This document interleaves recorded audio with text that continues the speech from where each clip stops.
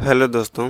जो दोस्त जापान और जर्मनी का फॉर्म भरने के लिए उत्सुक हैं, ज़रा मेरी 1 मिनट बात सुन लीजिएगा, नहीं तो हो सकता है आपको पछताना पड़ जाए। दरअसल पछताना इसलिए पड़ सकता है क्योंकि इसमें आपका 2,500 से 3,000 रुपये बर्बाद होगा, आपका समय भी बर्बाद होगा और आपकी उम्मीद भी टूटेगी। इस विषय में, जापान और जर्मनी के विषय में एनएसडीसी का कुछ कहना है। ठीक, हम जानते हैं कि कुछ अधिकांश लोग इजराइल का फॉर्म भरे होंगे और वो लोग चाहते होंगे कि हम जापान और जर्मनी का फॉर्म भी भर लें, ताकि यदि हमारा इजराइल में ना हो तो जापान में हो जाए और जापान में ना हो तो जर्मनी में हो जाए। तो आपका किसी में होने वाला नहीं है। क्यों नहीं होने वाला है? क्योंकि एनएसडीसी ने कहा है कि आप 6 महीने तक केवल एक ही देश का फॉर्म भर सकते हैं। आपको दूसरे देश का फॉर्म भरने के लिए 6 महीने का इंतज़ार करना पड़ता है।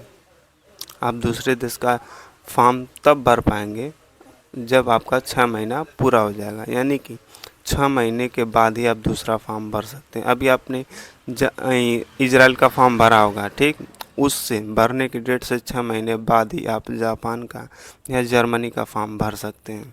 तो दोस्तों, इस बात का ज़्यादा ध्यान रखिएगा, नहीं तो हो सकता है कि आपका सब कुछ नुकसान हो जाए।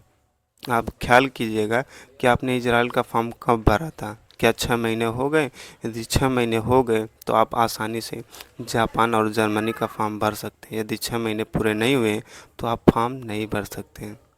तो ये सब देख लीजिएगा, क्योंकि इसमें सीवी में आपका 2,500 से 3,000 रुपये बनवाने में लगेगा, उसके बाद आपका समय भी लगेगा और आपकी उम्मीद भी जुड़ जाएगी।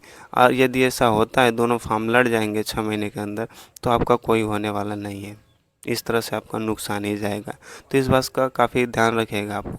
और हाँ, आप चाहते हैं कि हमारी और आपकी मुलाकात दोबारा हो, तो इसके लिए आपको एक लाइक और एक सब्सक्राइब करना पड़ेगा, जो कि फ्री है, आप कर दीजिएगा।